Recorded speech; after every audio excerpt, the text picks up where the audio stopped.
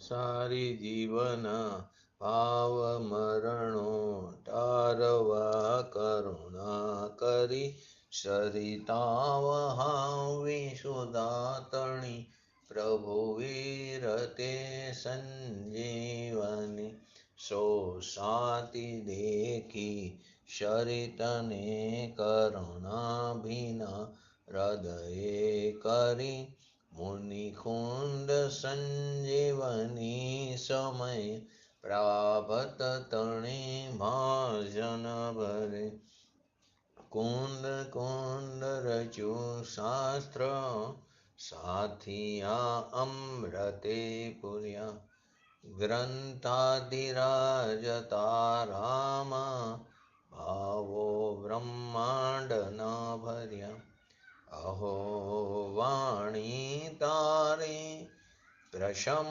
રશવા વિનિતરતી મુમુક્ષુને પાતી અમૃત રસ અંજલિ ભરી ભરી અનાદિની મૂર્છા વિષતણી ત્વરાથી ઉતરતી વિભાવે તે થંભે સ્વરૂપ ભણી દોડે પરિણતિ તું છે નિશ્ચય ગ્રંથ ભંગ સગરા વ્યવહારના ભેદવા તું પ્રજ્ઞા છીણી જ્ઞાનની ઉદયની સંધિશો છેદવા સાથી સાધકનો તુમાનો જગનો સંદેશ મહાવીરનો વિષામો ભવ ક્લાંતના હૃદયનો તું પંથમો તીતણો શોણેતને રસ નિબંધ શિથિલ થાય જાણે તને હૃદય જ્ઞાની તણા જણાય તું રોચતા જગતની રુચિ આરસે સો તું રીઝતા સકલ જ્ઞાયક દેવ રીઝે બનાવો પત્ર કુંદનના રત્નોના અક્ષરો લખી તથાપિ કુંદ સૂત્રોના અંકાએ મૂલ્યના કદી તથાપિ કહાનવાણીના અંકાએ મૂલ્યના કદી નમો રિંગ તાણંગ નમો સિદ્ધાણંગ નમો અયરણમ નમો વચણમ નમો લોહી સવ સવણમ ચતારી મંગલમ અરિહંતા મંગલમ સિદ્ધા મંગલમ શાહુ મંગલમ કેવલી પંતો ધમો મંગલમ ચતારી લોગોટમાં અરિહંતા લોગોટમાં સિદ્ધા લોગોટમાં શાહુ લોગોટમાં કેવલી પંતો ધમો લોગોટમાં ચતારી શરણ બોજામી અરિહંતે શરણ બોજામી સિદ્ધે શરણ બોજામી શાહુ શરણ બોજામી કેવલી પંતો ધમો શરણ બોજામી ઓમ નમો અરિહંતાણમ.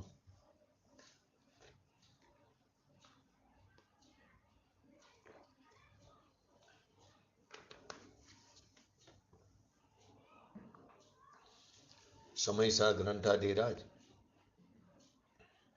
83 નંબરની ગાથા એનું હરિગીત લઈ લો જયંતિભાઈ.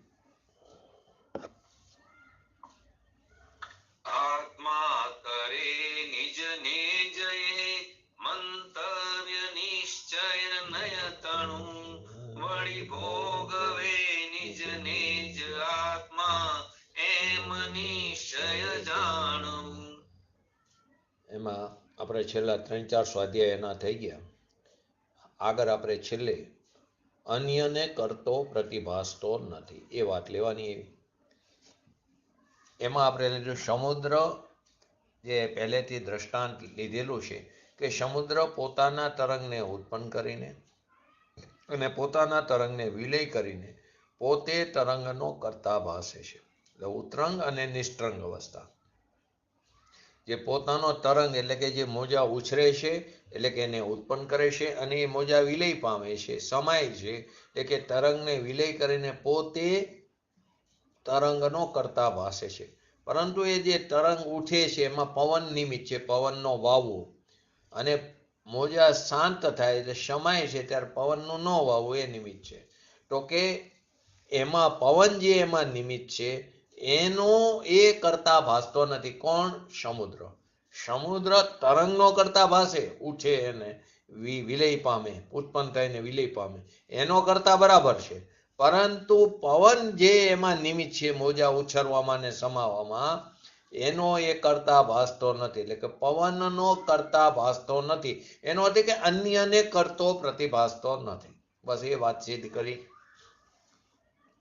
સમુદ્ર પોતાના તરંગને કરે અને પોતાના તરંગને વિલય કરે. એમાં પવનનું નિમિત્ત હોય, પણ સમુદ્રના તરંગ પવનને લાવે છે કે એને વ્યય કરે છે.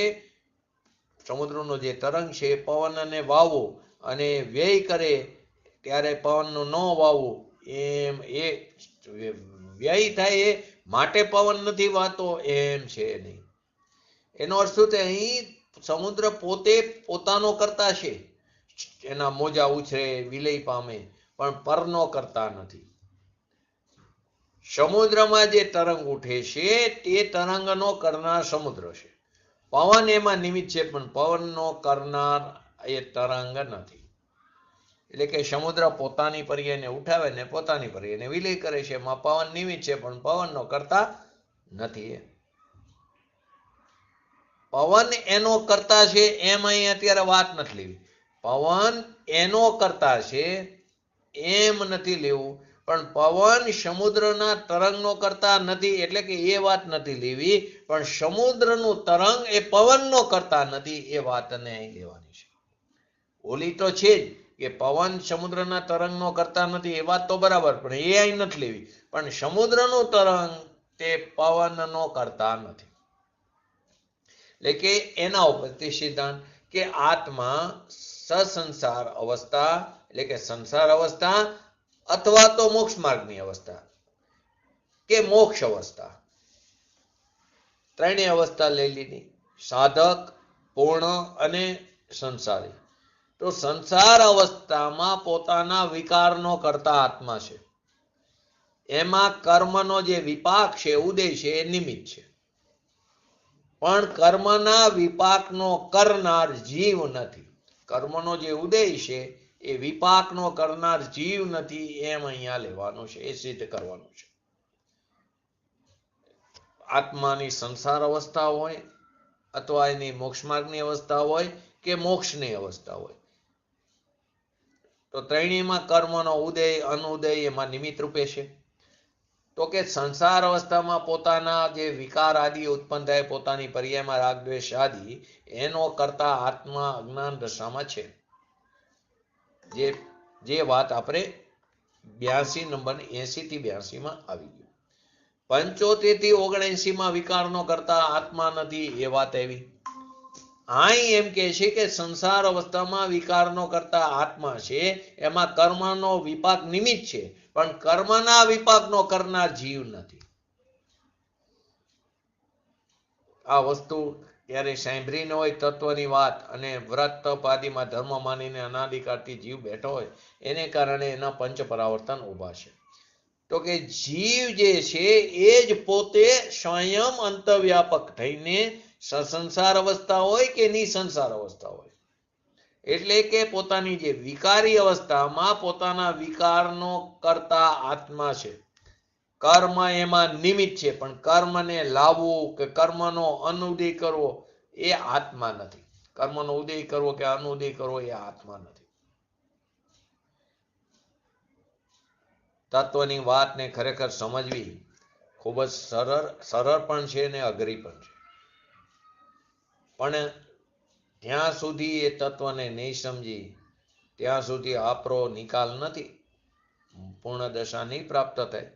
અહીંયા કે છે આ ગાથામાં કે જેમ સમુદ્રના તરંગમાં પવન નિમિત્ત છે, તરંગ વિલય થાય તો એ નિમિત્તનો અભાવ એટલે કે પવનનું ન વાવવું અભાવરૂપ નિમિત્ત છે, એમ આત્મા પોતાના વિકારી પરિણામ કરે તો વિકારી પરિણામમાં પૂર્વના કર્મનો વિપાક તે નિમિત્ત છે.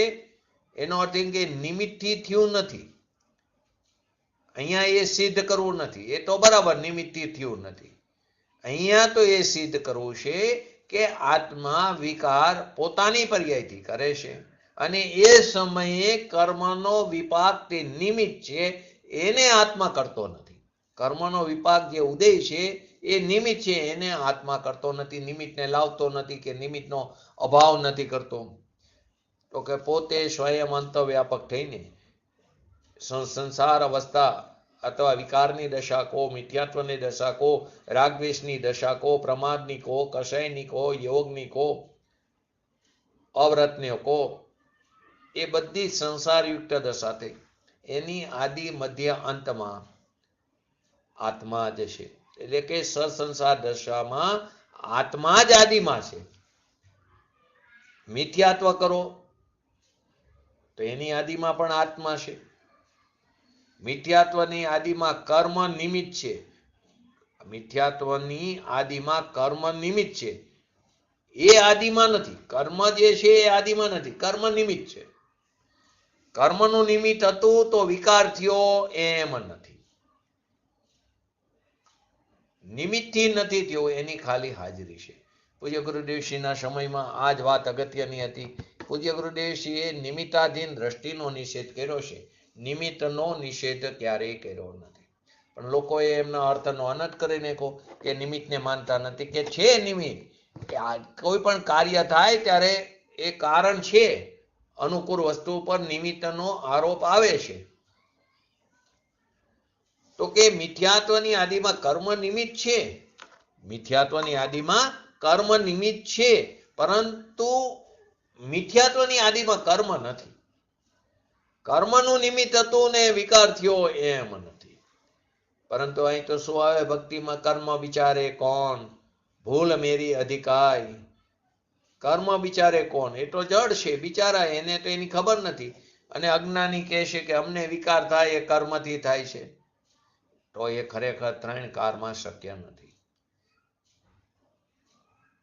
એ વાત તો અહીં છે નહીં. પણ અહીંયા તો એમ કહે છે કે જીવ પોતાની વિકારી પર્યાય કરે તો કર્મમાં જે સંક્રમણ થાય, કર્મમાં જે સ્થિતિ વધે કે ઘટે, અનુભાગ વધે કે ઘટે, એનો કરતા આત્મા નથી.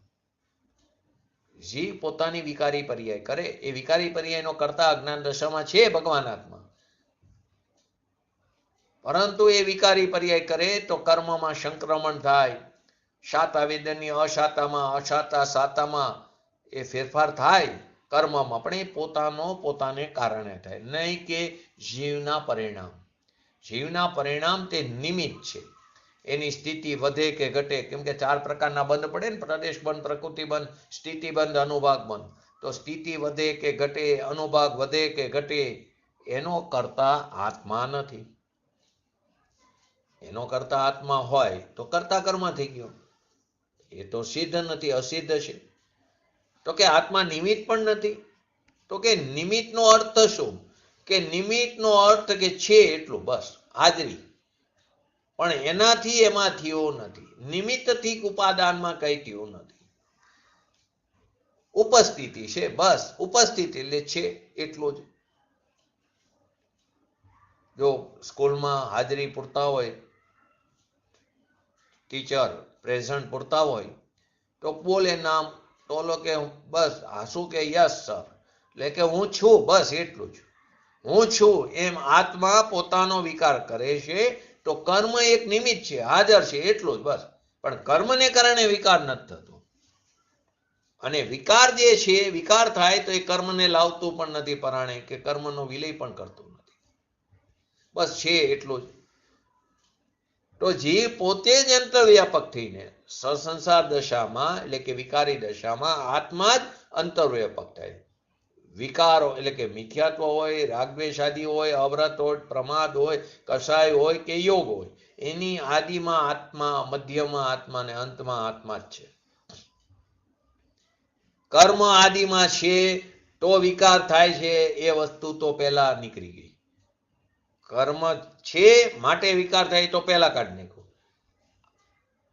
આની આદિમાં પર છે, આ જે વિકાર આદિ થાય છે, વિકાર થાય છે, એની આદિમાં પર છે, એ કાઢી નાખો. હવે આત્મા પોતાનો વિકાર કરે છે તો કર્મના ઉદયમાં ફેરફાર થઈ જાય, એટલે કે એનો ઉદય આવે, એનું સંક્રમણ થાય, સ્થિતિ વધે કે ઘટે, અપકર્ષણ થાય, ઉત્કર્ષણ થાય, એમ આત્મા કર્મનો કરતા નથી. પોતાની વિકારી દશાના આદિ મધ્ય અંતમાં આત્મા છે તો નિમિત્ત નથી, એની આદિ મધ્ય અંતમાં નિમિત્ત નથી. એ વાત તો લઈ આવી ગઈ. તો કે ભગવાન આત્મા પોતાને ભૂલીને જે મિથ્યા ભ્રાંતિ કરે, રાગદ્વેષ આદિ કરે, એ જે થાય છે તો એ વિકારની શરૂઆત આત્માથી થાય. એની આદિમાં આત્મા છે.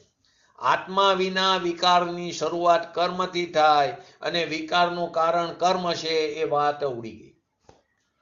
વિકારની શરૂઆત આત્માથી જ થાય છે. પોતે પોતાને ભૂલ્યો, પોતે પોતાના સ્વભાવ તરફ દ્રષ્ટિ ન કરી, સ્વમાં અહમપણું ન કર્યું, પરમાં અહમપણું સ્થાપિત કર્યું તો રાગદ્વેષ આદિ ઉત્પન્ન થયા.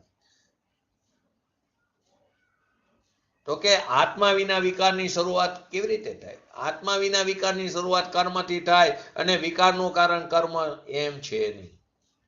પોતાના દોષનો અધિકારી પોતે જ આત્મા જ છે, એટલે કે પોતે અંતવ્યાપક થઈને. હવે બીજી દશા લો, નિસંસાર દશા. આ રાગદ્વેષ આદિ સંસાર દશાની વાત થઈ. તો મોક્ષ માર્ગની દશામાં જ્યારે આત્મા પોતાના સ્વરૂપનું લક્ષ્ય કરે તો પોતાના સ્વરૂપનું લક્ષ્ય કરતા જે એને સમ્યક દર્શન, સમ્યક જ્ઞાન, સમ્યક ચારિત્રની ધર્મ દશા પ્રગટ થાય, શાંતિની દશા પ્રગટ કરે છે, તો એ ધર્મ દશાની આદિમાં આત્મા જ છે. એ ધર્મની દશાની આદિમાં આત્મા જ છે. કોઈ દેહની ક્રિયા કરી, કે મેં જે કરે છે ને અત્યારે સામાયિક આદિ, તો એ દેહને સ્થિર કરે. સામાયિક એટલે સમય વત્તા એક, એટલે કે આત્મામાં સ્થિર થવું, એનું નામ સામાયિક છે. અને આપણે શું કરીએ? દેહની ક્રિયાને માની લીધું સામાયિક. તો કોઈ દેહની ક્રિયા કરે કે રાગની મંદતા થઈ, કષાયની મંદતા થઈ, તો અહીંયા ધર્મની પર્યાય થાય એમ છે નહીં. તો કે નિસંસાર એટલે કે મોક્ષ માર્ગની પર્યાય એ આત્મા પ્રગટ કરે છે પોતાના સ્વભાવના આશ્રય. તો કે સમ્યક દર્શન, શુદ્ધ ચૈતન્ય શું, એવો ધર્મ અથવા તો નિશ્ચય રત્નત્રયની પ્રાપ્તિ, ચારિત્રની પ્રાપ્તિ, સ્વરૂપમાં રમણતા, એ બધી આદિમાં આત્મા છે. આત્માએ કર્યું તો થયું છે. આત્માએ સ્વભાવ ઉપર દ્રષ્ટિ કરી તો એ પ્રાપ્યની પ્રાપ્તિ થઈ. કર્મે માર્ગ કર્યો અને ધર્મ થયો એમ નથી. કેવળ જ્ઞાન ક્યાં થાય? તો કે ભગવાન આત્મામાં થાય. નિસંસાર અવસ્થા, એ કેવળ જ્ઞાન, પૂર્ણ દશા, એ બધામાં આદિમાં આત્મા છે. આત્માએ પ્રગટ કર્યું. કેવળ જ્ઞાનાવણીઓનો નાશ થયો અને કેવળ જ્ઞાન થયું એમ છે નહીં. કેમ કે કેવળ જ્ઞાનની પ્રગટપણાની આદિમાં આત્મા, મધ્યમાં આત્મા અને અંતમાં આત્મા છે. પરંતુ લોકોને મૂળ તત્વની વાતો સાંભળવા નથી મળી અને બહારની વાતો સાંભળવા મળી. માએ ઉપદેશ દેવા વાળા એવા મળ્યા. માટે પૂજ્ય ગુરુદેવશ્રી વારંવાર પ્રવચનમાં કે એક તો માંડ ટાઈમ કાઢીને 1 કલાક પૂજ્ય ગુરુદેવશ્રીનું પ્રવચન સાંભળવા ગયો બેઠો હોય અને એ વસ્તુ સમજાય નહીં, અથવા તો કોઈ બાર માંડ પ્રવચન સાંભળવા બેઠો હોય ને ગાદીએ જે બેઠો હોય જે કે માથા ઉપર લઈ લે, એ જે કે જય નારાયણ, પોતાનો તો અભ્યાસ નથી, એ તો ડૂબે ને બીજાને ડૂબાડે. અને પૂજ્ય ગુરુદેવશ્રી જેવા જ્ઞાની પુરુષના પ્રવચનોમાં બેઠો હોય તો પોતાનો અનઅભ્યાસને કારણે એમના શબ્દો પકડવા ન આવે અને અર્થનો અનર્થ કરી બેસે. કેમ કે અપેક્ષાથી વાત આવતી હોય, ક્યાં કઈ અપેક્ષાથી કયું કથન છે ખ્યાલ ન હોય, તો એવું પકડી લે કે આત્મામાં રાગદ્વેષ છે જ નહીં. તો રાગદ્વેષ થાય તો પર્યાયમાં થાય, ને પર્યાય દ્રવ્યને અડતી નથી, જે કંઈ થાય પર્યાયમાં થાય, મારા દ્રવ્ય તો ત્રિકારી શુદ્ધ છે એવું પકડી લે અને સ્વચ્છંદી બની જાય. તો કે મૂળ તત્વની વાત જ સાંભળવા મળી નથી અને બહારની વસ્તુ સાંભળવા મળી. તો પહેલા એમ કે તારી ચીજ શું છે એ તો સમજ. પહેલા એની પ્રતીતિ તો કર, એનો નિર્ણય તો કર. 17-18 નંબરની ગાથા. ભૂલ પણ તારાથી થાય છે, એ ભૂલ તારવામાં પણ તું જ છું, તારી પણ તું જ શકીશ. ભૂલમાં કોઈ બીજું કારણ નથી. નિમિત્ત કારણનો અર્થ કંઈ છે જ નહીં, કોઈ છે જ નહીં. બસ એ હાજરી છે. તું કરે છે તો એના ઉપર નિમિત્ત કારણનો આરોપ અપાય. તારામાં કાર્ય થાય તો એના ઉપર નિમિત્ત કારણનો આરોપ અપાય. તું સમ્યક દર્શન પ્રગટ કર તો પછી ગુરુદેવ શ્રી ઉપર ગુરુનો આરોપ આવે, અધ્યાત્મ ગુરુનો. તો કે કોઈ કર્મ વિકાર કરાવે છે એ વસ્તુની તો અહીં ના પડે છે, કેમ કે આદિ મધ્ય અંતમાં ભગવાન આત્મા છે. એટલે ભગવાન આત્મા વિકારની આદિમાં, મધ્યમાં ને અંતમાં છે. સમ્યક દર્શન, સમ્યક જ્ઞાન, સમ્યક ચારિત્રની, મોક્ષ માર્ગની એવી પોતાની ધર્મ પર્યાયની પણ આદિ મધ્ય અંતમાં આત્મા છે. કર્મની કોઈ સ્થિતિ ઘટી ગઈ, એનો અનુભાગ ઘટી ગયો, એટલે કે રસ ઘટી ગયો, ઉદય મંદ પડી ગયો તો મોક્ષ માર્ગની પર્યાય પ્રગટ થઈ, એમ નથી. એમ નથી, કેમ કે બંને વસ્તુ ભિન્ન ભિન્ન દ્રવ્ય છે. તો આવી વાત દિગંબર મુનિરાજ જે વન જંગલમાં રહેતા, 3 કસાઈ ચોકડીની અભાવરૂપ વિતરાગ પરિણીતિ પ્રાપ્ત કરેલા, ધારણ કરેલા એવા મુનિરાજે આપણા ઉપર અતિ કરુણાથી આ વાતને સમજાવી છે. લોકોને સમ્યક દર્શનની કિંમત નથી. સમ્યક દર્શનની કિંમત એટલે સમ્યક દર્શનનો વિષય જે છે એ ભગવાન આત્માની કિંમત નથી. સમ્યક દર્શન તો પર્યાય છે, પરંતુ સમ્યક દર્શનનો વિષય જે ભગવાન આત્મા છે એની કિંમત નથી. મિથ્યા દર્શન શું છે, મોટા મોટું પાપ છે, એની ખબર નથી. બહારની કિંમત કરી, બહારની કિંમત આંકવામાં સ્વની કિંમત એને આંકી જ નહીં. અહિંસા કરી, દયા પાયરી, વ્રત કર્યા, એ બધું તો પુણ્ય ભાવ છે, એની કોઈ કિંમત જ નથી. કોઈ કશાયની મંદતાપૂર્વક વ્રત આદિ થયું તો પુણ્ય થયું, એમાં કઈ ધર્મ તો છે જ નહીં. એને તો એક અપેક્ષાએ અધર્મ કીધું. કઈ અપેક્ષાએ અધર્મ કીધું? આત્મધર્મ નથી એ અપેક્ષાએ. સમજવું બહુ જરૂરી છે. તો કે પોતાનો જે શુદ્ધ આત્મા, એની અંતર શ્રદ્ધા કરી, એનો અનુભવ કરી, તો કે સમ્યક દર્શન ચારિત્ર, સમ્યક દર્શન, સમ્યક જ્ઞાન, સમ્યક ચારિત્રની જે નિર્મળ પર્યાય, એટલે કે જે ધર્મની દશા, કે જે નિસંસાર અવસ્થા જે છે, એની આદિમાં, મધ્યમાં, અંતમાં આત્મા છે. કર્મ એની આદિમાં છે એમ નથી. એ અહીં કાઢી નાખવું. પર કરતા એ તો કાઢી નાખવું, પણ અહીં તો એમ કે છે કે આત્મા એનો કરતા નથી. એ કર્મ તને વિકાર કરાવે એ તો પહેલા નીકળી ગયું, 75 થી 79 ની અંદર. અત્યારે એમ કે છે કે આત્મા એનો કરતા નથી. તો નિસંસાર અવસ્થાને આદિ મધ્ય અંતમાં વ્યાપીને, સસંસાર હોય કે નિસંસાર અવસ્થા હોય, એની આદિ મધ્ય અંતમાં પોતે સ્વયં અંતવ્યાપક થઈને વ્યાપતો, એવો પોતાને જ કરતો ઠકો, પોતાને એકને જ કરતો પ્રતિભાસે છે. એકને જ, બે ને નહીં. મિથ્યા દર્શન, રાગ દ્વેષમાં પણ પોતાને એકને જ કરતો પ્રતિભાસે છે.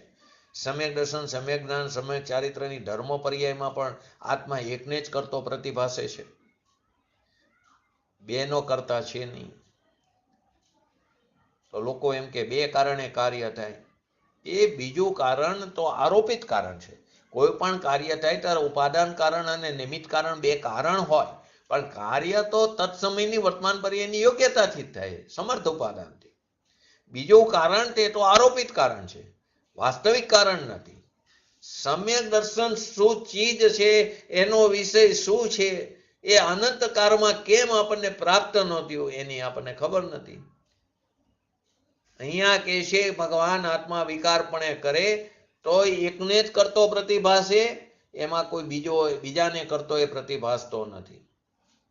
પોતાની પર્યાયનો કરતા એ એક જ છે. વિકાર કરતો પોતે પ્રતિભાસે, ધર્મની પર્યાયમાં પણ પોતે કરતો પ્રતિભાસે.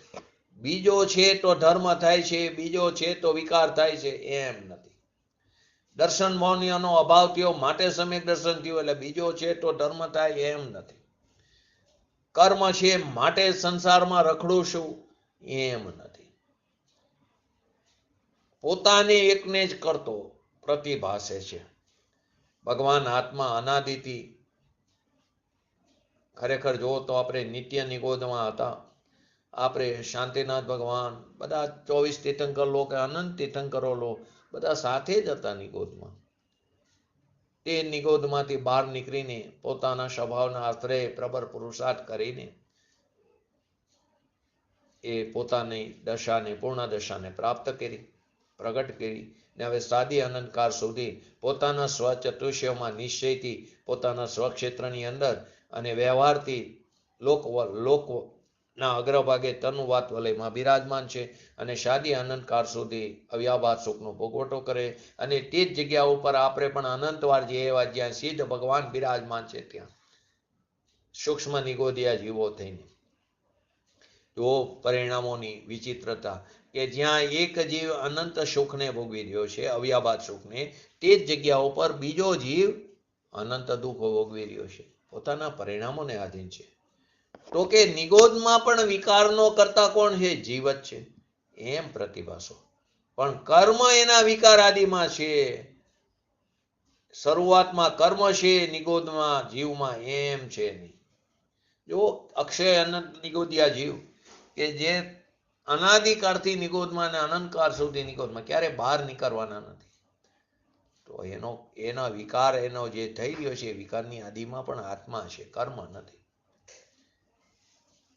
આવી વાત છે દિગંબર ધર્મની.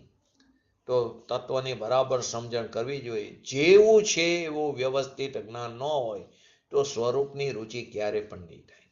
અને સ્વરૂપની રુચિ એટલે કે અનુભવ વિના, આત્માના અનુભવ વિના ક્યારે પણ ધર્મ પ્રગટ થતો નથી. ભગવાન આત્મા સંસારની વિકાર દશા કરો તો પણ એકને કરતો પ્રતિભાસે, બીજાને નહીં. અને ધર્મની પર્યાયમાં પણ આત્મા પોતાનો સ્વતંત્ર કરતા એટલે કે શ્રદ્ધા, જ્ઞાન, ચારિત્ર, શાંતિ એવી આત્માની નિર્વિકારી વિતરાગી પર્યાય હોય એમાં પણ આત્મા એકને જ કરતો પ્રતિભાસે છે, એક જ કરતા પ્રતિભાસે. બીજી ચીજ એમાં મદદગાર હતી તો મારી પર્યાય ધર્મ રૂપે થઈ એમ પ્રતિભાસતો નથી. સાચા દેવગુરુ શાસ્ત્ર હતા માટે મને ધર્મની પર્યાય પ્રગટ થઈ એમ નથી. જ્યારે થાય ત્યારે સામે સાચા દેવગુરુ શાસ્ત્ર જ હોય, પરંતુ એને કારણે નથી થઈ.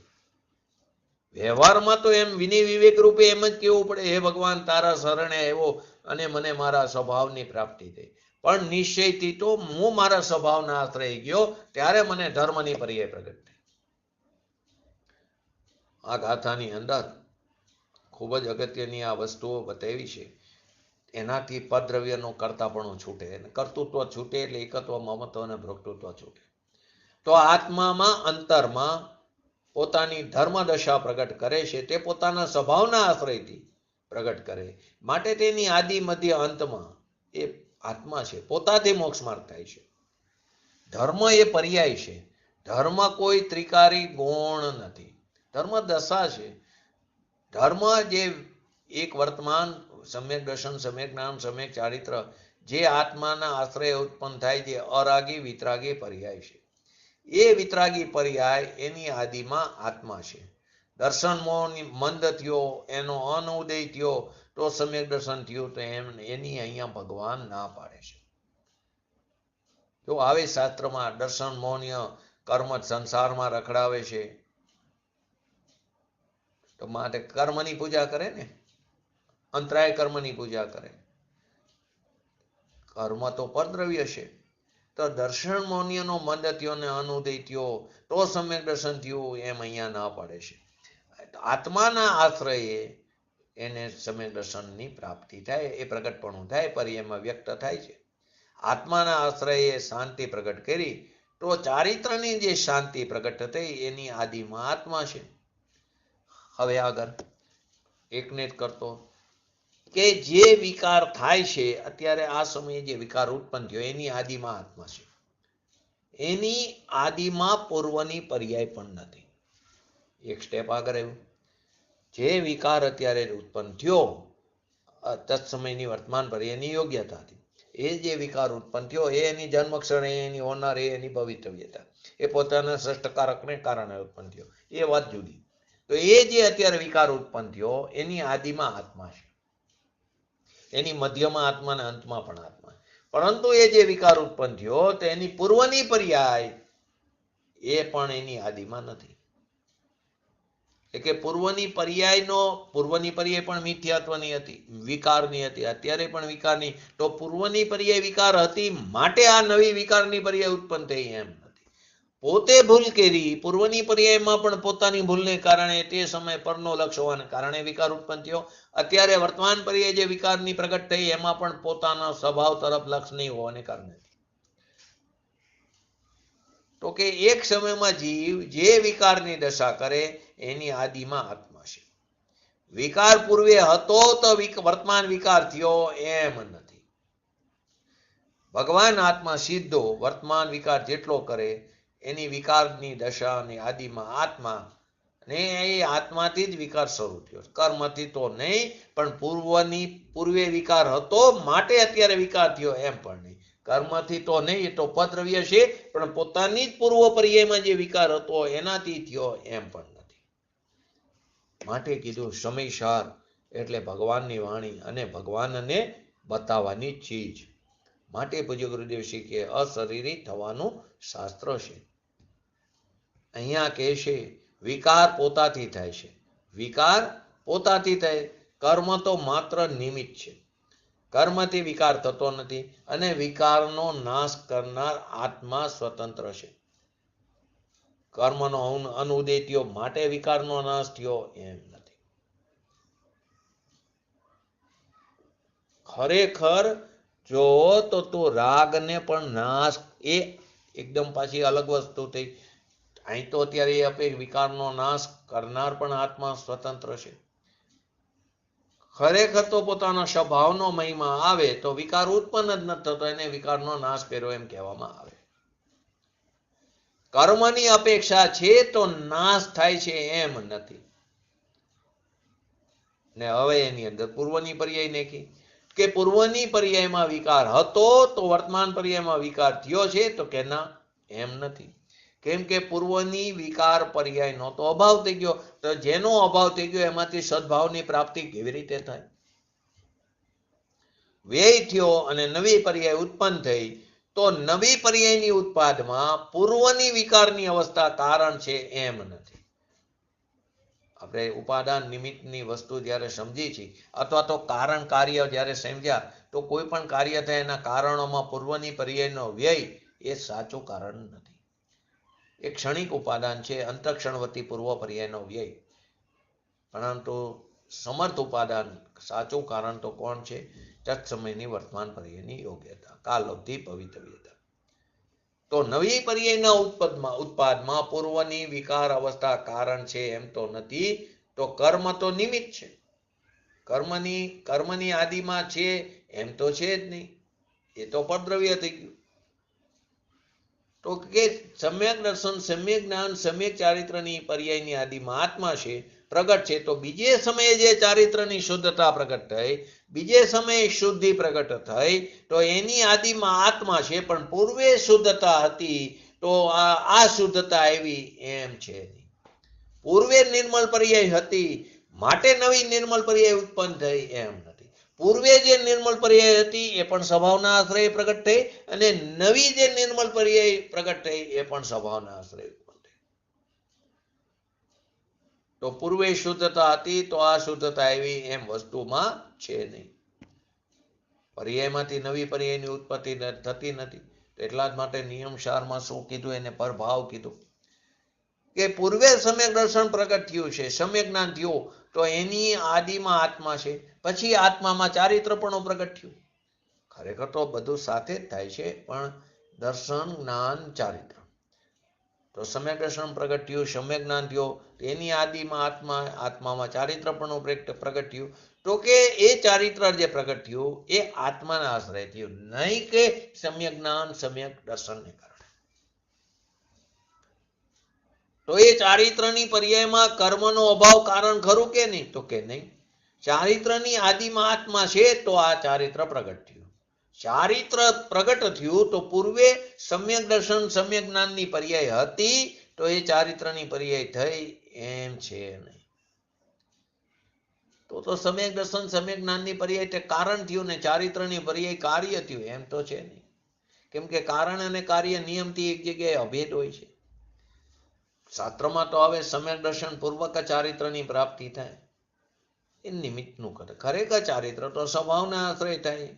શાસ્ત્રમાં આવે જ્ઞાન દર્શન ચારિત્ર, તો કે બંધ માર્ગની અંદર જ આવશે આગળ સમય સારવા. તો કે સમ્યક દર્શન સમ્યક જ્ઞાન કારણ વિના ચારિત્ર થતું નથી, પરંતુ એ નિમિત્તની વાત છે. ત્યાં તો ચારિત્ર સમ્યક દર્શન સમ્યક જ્ઞાન વિના થતું નથી એમ બતાવવું છે ખાલી. અહીંયા તો જ્યારે આત્માના આનંદની દશા પ્રગટ થાય, ચારિત્ર દશા પ્રગટે છે, તો એ દશાના આનંદમાં પૂર્વે જે નિર્મળ સમ્યક દર્શનની પર્યાય હતી તો આનંદની દશા પ્રગટ થઈ એમ છે નહીં એમ સિદ્ધ કરવાનું. આનંદ દર્શન આનંદની દશા પ્રગટાવવામાં પણ ભગવાન આત્મા જ સીધું કારણ છે, કેમ કે એનો આશ્રય લેવાનો છે. પૂર્વની પર્યાયનો આશ્રય લેવાનો નથી, કેમ કે પર્યાય તો ક્ષણિક છે ને બીજા સમયે વ્યય થઈ જાય. તો જેનો અભાવ તો એનો આશ્રય લેવાથી કેવી રીતે સદભાવની પ્રાપ્તિ થાય? તો કે દ્રવ્યનો આશ્રય લેવાનો છે, વસ્તુનો આશ્રય લેવાનો, પૂર્વની પર્યાયનો આશ્રય નહીં. ધર્મીની વૃદ્ધિમાં પૂર્વની પર્યાયનો આશ્રય નહીં, નિમિત્તનો આશ્રય નહીં, પરંતુ ભગવાન આત્મા જે ચૈતન્ય બીમ છે, ભગવાન આત્મા એનો આશ્રય કરીને, એનો અંતર આશ્રય કરીને જે ચારિત્ર પર્યાય પ્રગટ થઈ, તો એ ચારિત્ર પહેલા એને સમ્યક દર્શન સમ્યક જ્ઞાન હતું, પણ સમ્યક દર્શન સમ્યક જ્ઞાન હતું તો ચારિત્રની પર્યાય થઈ એમ નથી. કેમ કે દરેક પર્યાય પણ નિરપેક્ષ સ્વતંત્ર અહેતુક છે. ચારિત્ર પર્યાય દ્રવ્યના આશ્રય થઈ છે. દ્રવ્ય એટલે કે આત્મા એની આદિમાં મધ્યમાં અંતમાં છે, એ કારણે ચારિત્ર પર્યાય પ્રગટ થઈ. તે ચારિત્રની પર્યાય જે પ્રાપ્ત થઈ એની આદિ મધ્ય આત્મા છે. ચારિત્રના આદિ મધ્ય અંતમાં કર્મ છે અને પૂર્વ પર્યાય છે એમ નથી, કેમ કે પર્યાય સ્વતંત્ર છે. કર્તાની વ્યાખ્યા શું? કે સ્વતંત્રપણે કરે તે કર્તા, સ્વાધીનપણે કરે તે કર્તા. પરની અપેક્ષા રાખીને કરે તો એ કરતા નથી. એ નિમિત્તનું કથન છે, એ વ્યવહારનું કથન છે, અભૂતાર્થ કથન છે, આરોપિત કથન છે. તો ભગવાન આત્મા પોતાના ચૈતન્યના ભૂલે વર્તમાનમાં એની આદિ અંતમાં, એટલે કે પૂર્વનો વિકાર બહુ જોરદાર હતો માટે પછીની પર્યાયમાં વિકાર જોરદાર થવું પડ્યું વિકારને, એમ નથી. પોતે ભૂલ કરી છે, પોતે પોતાના સ્વભાવને ભૂલ્યો છે. એવી જ રીતે આત્માના આશ્રય મોક્ષ માર્ગની પર્યાય ઉત્પન્ન થઈ, શુદ્ધ સમ્યક દર્શન સમ્યક જ્ઞાન સમ્યક ચારિત્રની પર્યાય પ્રાપ્ત થઈ. તો મોક્ષ માર્ગની જે પર્યાય છે તો કેવળ જ્ઞાન પ્રગટ થયું એમ નથી. મોક્ષ માર્ગની પર્યાય એટલે સાધક દશા, ચોથા ગુણસ્થાનથી 12મું ગુણસ્થાન. તો એ મોક્ષ માર્ગની પર્યાય છે તો કેવળ જ્ઞાન પ્રગટ્યું છે એમ નથી. કેવળ જ્ઞાનની આદિમાં પણ આત્મા છે. નિશ્ચય મોક્ષ માર્ગ છે તો કેવળ જ્ઞાન થયું છે એમ નથી, કેમ કે નિશ્ચય મોક્ષ માર્ગની પર્યાયનો તો વ્યય થયો 12મા ગુણસ્થાન, અને કેવળ જ્ઞાનનો ઉત્પાદ થાય, 4 જ્ઞાનનો વ્યય થાય 12મા ગુણસ્થાન. એક કેવળ જ્ઞાન પ્રગટ થાય, કેવળ જ્ઞાનનો ઉત્પાદ થાય તો એની ઉત્પાદની આદિમાં આત્મા છે. ઉત્પાદની આદિમાં પૂર્વની પર્યાય અને કર્મનો સંયોગક્ષમ એમ છે નહીં, એમાં આત્મા જ છે. જો એક ગાથાની અંદર કેટલી બધી વસ્તુઓ આવી ગઈ, માટે એમ કીધું ગાગરમાં સાગર ભરી દીધો છે.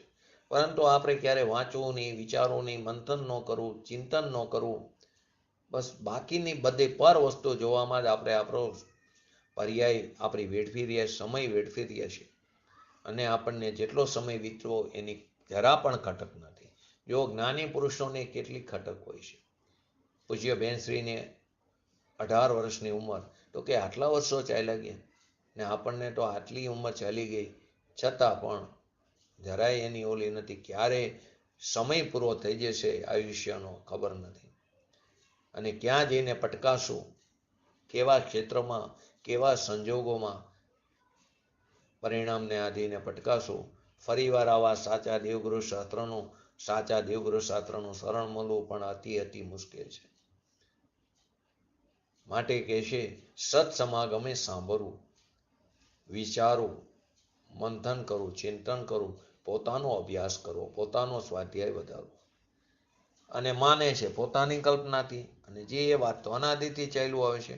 માટે અહીં કે ભગવાન આત્મા સંસાર દશા હોય એટલે કે વિકાર દશા હોય કે અવિકારી દશા હોય, અપૂર્ણ વિકારી દશા હોય કે પૂર્ણ વિકારી દશા હોય, એની આદિ મધ્ય અંતમાં આત્મા છે. જેની ખાણમાંથી એ નિર્મળ પર્યાય આવે છે, એની આદિ મધ્ય અંતમાં આત્મા, જેની ખાણમાંથી કુવામાંથી અવેડામાં આવે છે, એ નિર્મળ પર્યાય આવે છે. પૂર્વની પર્યાયમાંથી એ પર્યાય આવતી નથી. હવે ખરેખર જુઓ તો દ્રવ્ય શું, ગુણ શું, પર્યાય શું, નામે નો સાંભળ્યો. અન્ય જૈન મતમાં જાઓ, કેટલા દ્રવ્ય અને શું છે એ ખબર નહીં હોય ઘણાને. આપણામાં પણ ઘણાને પર્યાય શું એ ખબર નથી.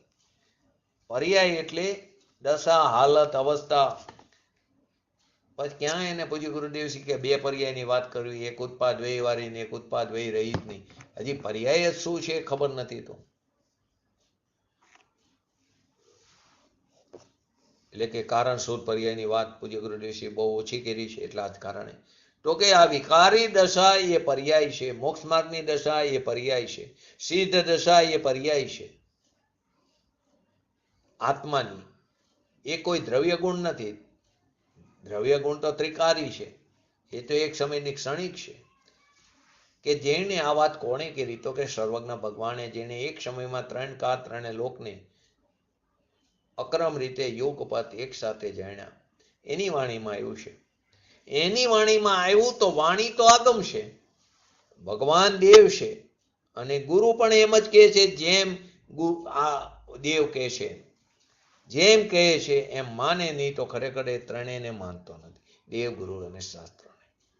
ભગવાન એમ કહે છે, ગુરુ કહે છે ભગવાને કીધું એમ, અને શાસ્ત્ર જે ભગવાને બતાવ્યું એમાંથી શાસ્ત્રની રચના થઈ.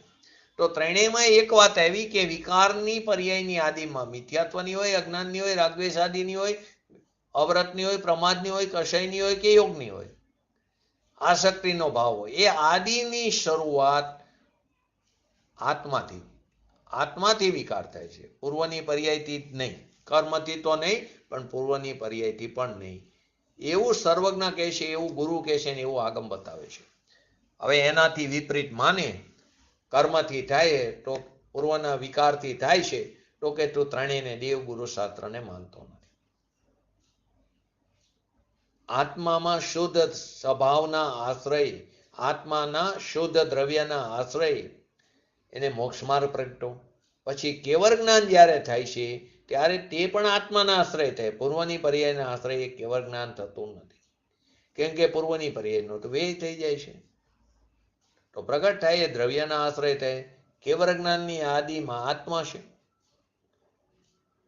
અને પાછું તમે એમ કહો કેવળ જ્ઞાન અવણીઓનો ક્ષય થાય તો કેવળ જ્ઞાન થાય, મોક્ષયાત. તો કે સોનગઢ વાળા કહે છે કેવળ જ્ઞાન થાય તો કેવળ જ્ઞાનાવણીય ક્ષય થાય છે. પણ અમે ખરેખર એમ નથી કહેતા, એ અપેક્ષિત વાત છે. કેવળ જ્ઞાનાવણીયનો ક્ષય એ પોતાને કારણે થાય છે. અહીંયા કેવળ જ્ઞાન થયું તો ત્યાં કર્મનો ક્ષય થયો એમ નથી. કેવળ જ્ઞાન થયું માટે ચાર ઘાતી કર્મનો ક્ષય થયો એમ નથી. એ ચાર ઘાતી કર્મનો ક્ષય ખરેખર તો ક્ષય પણ નથી, કેમ કે એ પણ એક દ્રવ્ય, કોઈ દ્રવ્યનો નાશ નથી થતો. એ કર્મ અકર્મ રૂપે ફરી જાય છે, પરિણમન થાય.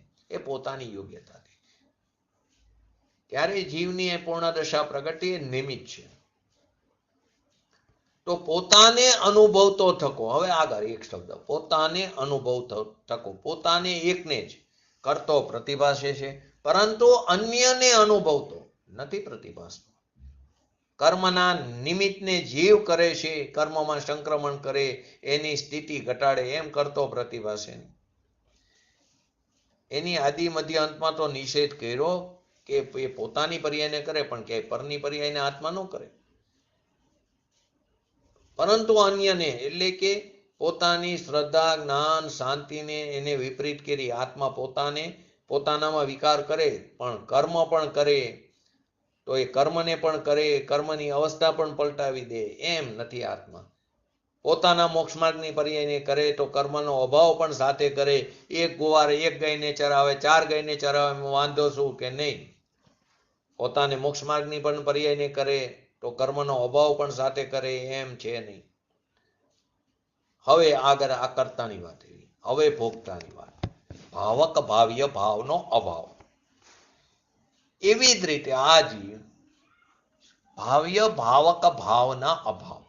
ભાવ્ય ભાવક ભાવ અને અભાવ, ચાર વસ્તુ આવી. ભાવ્ય ભાવક ભાવ અને અભાવ. આમાં ભાવ્ય કોણ, ભાવક શું, ભાવ શું ને અભાવ શું? તો આત્મા ભાવક અને કર્મનો જે ઉદય છે તે ભોગવનારી ચીજ, એનો અભાવ. આત્મા ભાવક અને કર્મનો ઉદય ભોગવનારી ચીજ એવો જે ભાવ એનો અભાવ.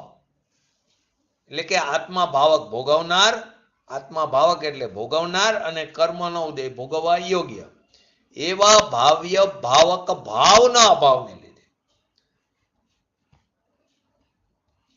તો ભાવ્ય એ કર્મનો ઉદય, ભોગ્ય રૂપ અને એ ભોગ્ય રૂપ, અને ભાવક એટલે કે ભોગવનાર આત્મા. એટલે કે આત્મા ભોગને યોગ્ય અને કર્મનો ઉદય ભોગવવા લાયક એમ નથી. એટલે કે જીવ ભાવ્ય ભાવકના અભાવને લીધે પરભાવનું, પરભાવ એટલે કર્મનો ઉદય, એને પરભાવ લીધો. એ કર્મનો ઉદય એ પરભાવ એના પર વડે, પર એટલે આત્મા, કર્મની અપેક્ષાએ આત્મા પર છે, તો કે એનામાં પર વડે એટલે કે આત્મા વડે અનુભવવું શક્ય ન હોવાથી, અશક્ય હોવાથી કર્મનો ઉદય આત્માથી અનુભવ કરવો અશક્ય છે. કર્મનો ઉદય આત્મા ભોગવી શકે એવી અશક્યતા છે. એનો અર્થ એમ, કર્મનો ઉદય આત્મા ભોગવી શકે એવી અશક્યતા છે. એટલે લોકો તો એમ કે ભાઈ કર્મ કરે આત્મા ને કર્મ ભોગવે પણ આત્મા. શું કરે, નિધતિ નિકાચિત કર્મ બંધાણા, તો ભોગવા વગર છૂટકો નથી. આવે શાસ્ત્રમાં પણ કથન આવે, પણ એ નિમિત્તનું જ્ઞાન કરાવે છે. પોતાના બાંધેલા કર્મ પોતે ભોગવે, પણ ખરેખર કર્મ તે બાંધ્યા જ નથી. તે તો ખરેખર વિકારી ભાવ બાંધ્યા છે, કર્મ નથી બાંધ્યા. તે શું બાંધ્યું છે, વિકારી ભાવ બાંધ્યા છે. આપણે શું માની કે મેં કર્મ બાંધ્યા, તે કર્મ બાંધ્યા જ નથી, તો ભોગવવાની વાત ક્યાંથી આવે? કર્મનો ઉદય જે છે તે તો પરભાવ છે. તો એક બાજુ કે પોતે બાંધેલા કર્મને ભોગવે, પણ કર્મ તે બાંધ્યા જ નથી, તે તો વિકારી ભાવ બાંધ્યા છે. અને કર્મ તારે ભોગવવાના નથી, તારે તો વિકારી ભાવ તારે ભોગવવાનો છે. જડની પર્યાયને ભોગવવો એવો આત્મામાં છે જ નહીં. તો ભાવ્ય ભાવકના ભાવના અભાવને લીધે પરભાવનું, પરભાવનો શું અર્થ લીધો, કર્મનો ઉદય, કર્મનો ક્ષયક્ષમ, કર્મનો ક્ષય. જડની અવસ્થાનું પર દ્વારા એટલે કે આત્મા દ્વારા અનુભવવું અશક્ય હોવાથી કર્મના ઉદયને પરભાવ લીધો, એનાથી આત્મા પર છે, એ આત્માથી પરનો અનુભવ કરવો અશક્ય છે. એટલે કે જડની પર્યાયનો આત્મા અનુભવ કરે એમ ત્રણ કારમાં નથી. હવે આપણે એને બીજી રીતે લઈએ, આ કર્મની અપેક્ષા લીધું, સાદી ભાષામાં લઈએ તો કે રોટલી દાળ ભાત, હમણે પ્રસંગ ગયો સુરેન્દ્રનગર, તો સવાર બપોર સાંજ મિષ્ટાન આદિ લીધું. એ બધા તો ન કર્મ છે, એ પર છે ને. તો કહે છે કે આત્મા ભોગવનાર અને એ ચીજ ભોગવવા યોગ્ય એમ નથી, એ છે જ નહીં. એ તો જડ છે, જડ ભોગવવા લાયક ક્યાંથી થયું? ભોગ્ય તો એ સમયનો રાગ છે. મેસૂબ હતો બીજે દિવસે, તો એ મેસૂબ જે છે એ મેસૂબને આપણે ત્રણ કારમાં ખાઈ શકતા જ નથી, એને ભોગવી જ શકતા નથી. પણ મેસૂબ પ્રત્યેનો જે રાગ હતો એ રાગને ભોગવ્યો, એ ચીજ ભોગવવા યોગ્ય છે જ નહીં. એ તો જડ છે, તો જડ ભોગવવા લાયક ક્યાં થયું? ભોગ્ય તો એ સમયનો જે રાગ થાય એ રાગ પોતાનો ભોગ્ય થયો અને ભોગવનાર આત્મા. પણ લાડવા હોય કે મેસૂબ હોય એ ભોગવવા યોગ્ય થયા અને આત્મા એનો ભોગવનાર એમ ત્રણ કારમાં છે નહીં. આપણે ચાર અભાવ સંગઠનના મંચ ઉપર લીધું ત્યારે આ વાત લીધી હતી. ચાર અભાવમાં કે આત્માએ રોટલી ખાધી નથી, શરીરે ખાધી નથી, તો રોટલી ક્યાં? કેમ કે શરીર પણ એક અલગ પરદ્રવ્ય છે, અનંત પરમાણુનો બનેલો સ્કંદ છે. રોટલી પણ એક અલગ પરમાણુનું બનેલું દ્રવ્ય છે, અને આત્મા તો જીવ દ્રવ્ય છે. બધા ભિન્ન ભિન્ન છે. તો કેવી રીતે રોટલીને શરીર પણ અડે, એટલે કે જીભ પણ અડે કે દાંત પણ અડે? કોઈ અડી જ શકતું નથી, સ્પર્શ કરી શકતું નથી. તો ખાવાની વાત તો એક બાજુ રહી. એ સમયે રોટલીના પરમાણુનું કટકા થવાની યોગ્યતા હતી, તો દાંત તે નિમિત્ત રૂપે છે. અને એ જે રોટલીની અવસ્થા છે તે લોહી, વિસ્તા આદિ રૂપે પરિવર્તિત થાય છે. માટે જમવાનું સારું હોય કે ખરાબ હોય, ક્યાંય તો એને અડ્યો જ નથી, તો ક્યાંય સારું ખરાબ હોય. તે સમયનો જે રાગ હતો એ રાગને તે ભોગવ્યો છે. અહીં તો કર્મની વાત છે, એ તો પરદ્રવ્યની વાત થઈ. અંદર આનંદ આવ્યો, કહીને કે સારી વસ્તુ હતું, ભાવતી વસ્તુ હતી, અંદર આનંદ, બહુ મજા આવી. શેનો આનંદ આવ્યો? એ તો પરદ્રવ્ય છે, તું એને ભોગવી જ શકતો નથી. તે રાગને ભોગવ્યો, એનો આનંદ આવ્યો. તમે કોઈ પણ મિલકત, પૈસા આદિને ભોગવું, તે ત્રણ કાળમાં આત્મા એને ભોગવી જ શકતો નથી. ફક્ત એ સમયમાં પોતાના જે વિકારી પરિણામ છે એ વિકારી પરિણામ કરીને પોતાના ભાવકથી તે ભાવ્ય વિકારને તે ભોગવે છે. એમાં સ્ત્રીને ભોગવવો, વિષય વાસના બધું લઈ શકો, પર ચીજને આત્મા ભોગવતો નથી. દ્રષ્ટિ સંયોગ ઉપર છે, તો હું એને ભોગવું છું, તો ખરેખર તું ભોગવતો નથી. એ તો પરદ્રવ્ય છે. મોસંબી હોય કે લીંબુનું પાણી હોય, તરસ બહુ લાગે, તો એ મોસંબીની પર્યાય ભોગવવા લાયક ને આત્મા ભોગવનાર એમ ત્રણ કારમાં નથી. એ જડ ચીજ છે ને આત્મા ક્યાંથી ભોગવે?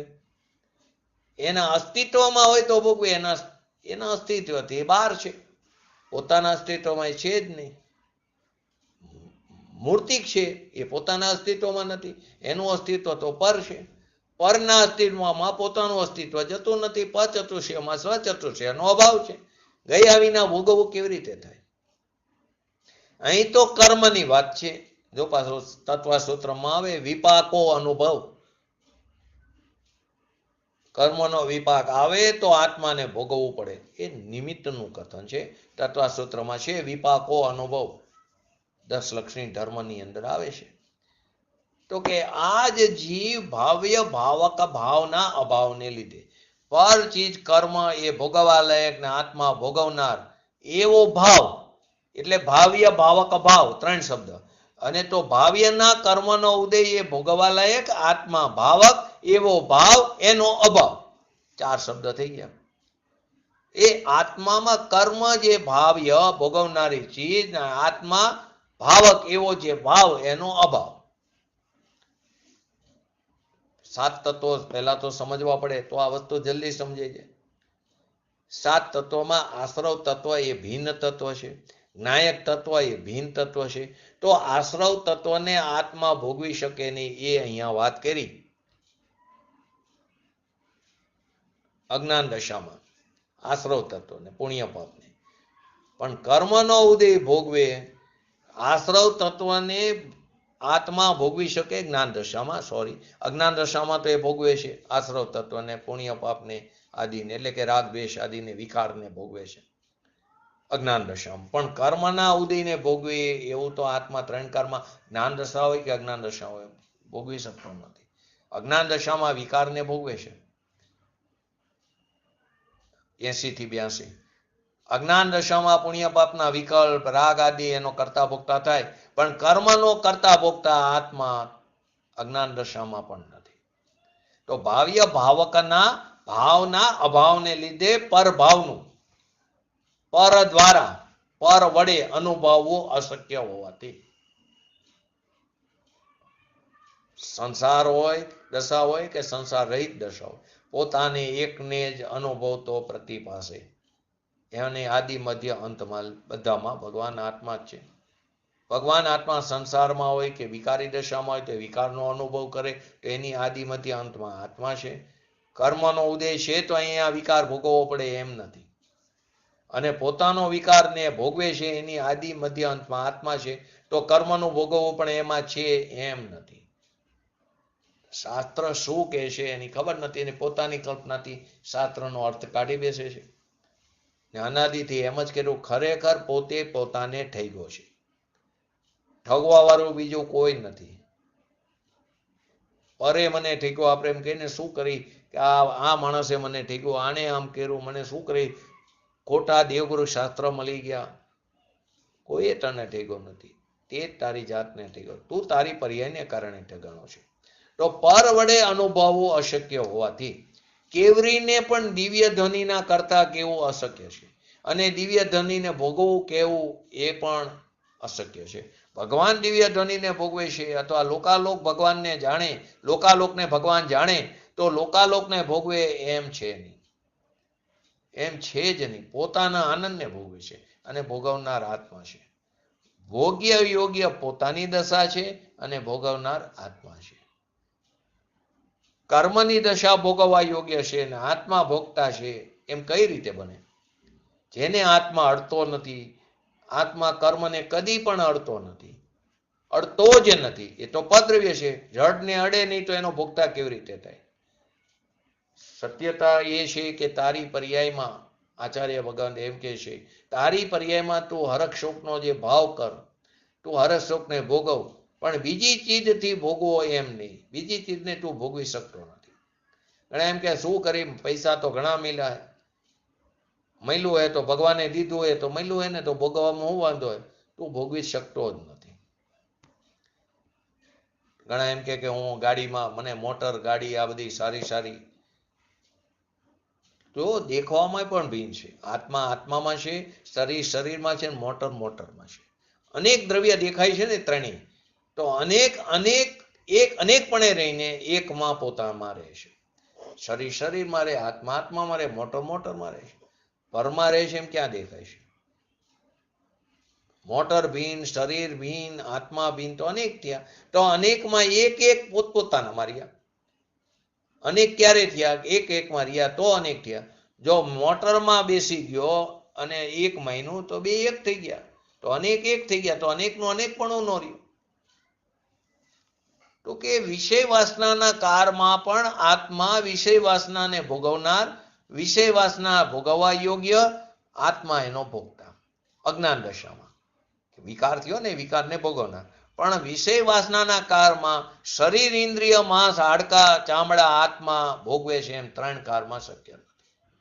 વિષય વાસનાને ભોગવે, એ સમયના રાગને ભોગવે અજ્ઞાન દશામાં. તો કે પોતે સ્વચ્છંદે ભોગવે. તો સ્વચ્છંદી કોણ? ભોગવતો નથી તો સ્વચ્છંદ ક્યાંથી આવે?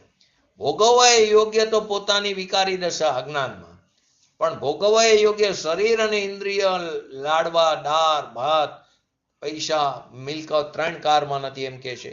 કેમ કે દરેક દ્રવ્ય ભીન છે. વાસ્તવિક તત્વ આવું છે, એની શ્રદ્ધા કરવી પડશે, એનું જ્ઞાન કરવું પડશે, અને એ જ્ઞાન થયા વગર ધર્મની પ્રાપ્તિ નહીં થાય.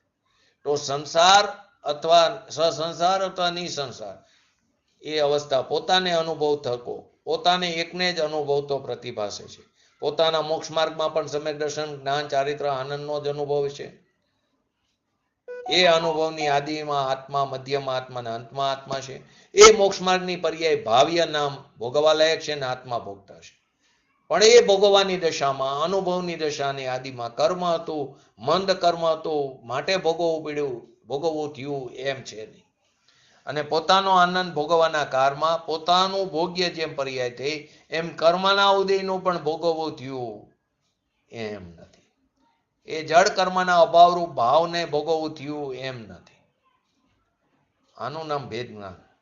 ને આવું સમ્યક જ્ઞાન કર્યા વિના, આવું ભેદ જ્ઞાન કર્યા વિના સ્વભાવ તરફ રુચિ ક્યાંથી થશે? સ્વભાવની રુચિ વિના સમ્યક દર્શન ક્યાંથી થશે? સમ્યક દર્શન વિના વ્રત, તપ, ભક્તિ આદિ એકડા વગરના મીંડા છે. તત્વની શ્રદ્ધાને સુધાર્યા વિના શાંતિનું સુધરવું કદી થતું નથી. શાંતિ કો કે ચારિત્ર કો, કે તું જે ભૂલ કરે છે, ભૂલની આદિમાં પણ તું શું? ભગવાન આત્માની શ્રદ્ધા, જ્ઞાન, ચારિત્ર આદિની પર્યાય પ્રગટ કરી, એની આદિમાં પણ તું છું. પર કોઈ ચીજ એની શરૂઆત થઈ તો અહીંયા થયું એમ નથી. ઘણા કે કર્મ કરવા લાગ્યા અને મંદ પડ્યા તો અહીં ધર્મની બુદ્ધિ સુધી, એમ વાત છે નહીં. 5 લબ્ધિ પૂર્વક થાય, એ લબ્ધિ બબ્ધિથી સમ્યક દર્શન થતું નથી. કે છે ને દેશના લબ્ધિ પૂર્વક, પણ દેશના લબ્ધિ પૂર્વક એ નિમિત્તનું કથન. વાસ્તવમાં જે જીવને સમ્યક દર્શન થાય એને દેશના લબ્ધિ હોય ને હોય, પરંતુ દેશના લબ્ધિ પૂર્વક થાય એને કારણે થાય એમ નથી. થાય એ પોતાના સ્વભાવના આશ્રય, સીધું પોતાના આત્માના આશ્રય સમ્યક દર્શન થાય. 5 લબ્ધિથી થયું એમ કેવું એ વ્યવહારની વાત છે. સમ્યક દર્શન સમ્યક જ્ઞાન 5 લબ્ધિથી થાય એમ કેવું એ વ્યવહાર છે. પૂર્વની પર્યાયથી થાય તો પૂર્વની પર્યાય તો વ્યય થાય છે. સમ્યક દર્શનની પર્યાય તો દ્રવ્ય ઉપર દ્રષ્ટિ દેવાથી થાય. ભૂતાત્ના આશ્રય સમ્યક દર્શન થાય છે. 11 નંબરની ગાથા. ભૂતત્વ મસીદો ખલ્લો સમાધિથી અવધિ જીવો. એટલે ભગવાન ચૈતન્ય ભગવાન આત્મા જ્યાં દ્રષ્ટિમાં લીધો, એનો આશ્રય લીધો તો સમ્યક દર્શન થાય. પૂર્વની પર્યાયથી થાય વ્યવહાર છે, વાસ્તવિકતા નથી. ગોમટસારમાં આવે 5 લબ્ધિથી થાય, નિમિત્તનું કથન છે. આગળની વાત આવતીકાલે લેશું. કાલે આ 83 નંબરની ગાથા પૂરી કરીને આપણે 84 નંબરની ગાથામાં આવશું. આપણે પણ આ તત્વના સિદ્ધાંતને યોગ્ય રીતે પૂજ્ય ગુરુદેવશ્રીને માથા ઉપર રાખીને સમજીને આપણી પર્યામાં શીઘ્ર ને શીઘ્ર વિતરાગતા પ્રગટ કરી એવી પરમ વિરલ ભાવના સાથે આજનું એક તત્વ પૂરું કરું. જય જિનેન્દ્ર. બોલો જીનવાણી સ્તુતિ. निधि निज में दिखाई यह अनंत उपकार है, उसके लिए जिन वाणी मात को वंदना शत बार है, वंदना शत बार. નમો રિંટાણંગ નમો સિદ્ધાણંગ નમો હૈરણમ નમો જણમ નમો લૈશવ શ્રવણમ ચતારી મંગલમ હરિહંતા મંગલમ સિદ્ધા મંગલમ સાહુ મંગલમ કેવલી પંતો ધર્મો મંગલમ. ચતારી લુગટમાં હરિહંતા લુગટમાં સિદ્ધા લુગટમાં સાહુ લુગટમાં કેવલી પંતો ધર્મ લુગટમાં. ચતારી શરણ ભોજામી હરિહંતે શરણ ભોજામી સિદ્ધે શરણ ભોજામી સાહુ શરણ ભોજામી કેવલી પંતો ધર્મો શરણ ભોજા. બોલીએ શ્રી પંચ પરમેષ્ઠી ભગવંતોનો જય. બોલીએ શ્રી જીનવાણી માતનો જય. બોલીએ શ્રી પરમ પૂજ્ય પરમ ઉપકારી શ્રી સદગુરુ દેવનો જય. બોલીએ શ્રી પ્રસમૂર્તિ ભગવતી માતનો જય. બોલીએ શ્રી સનાતન જૈન દિગંબર.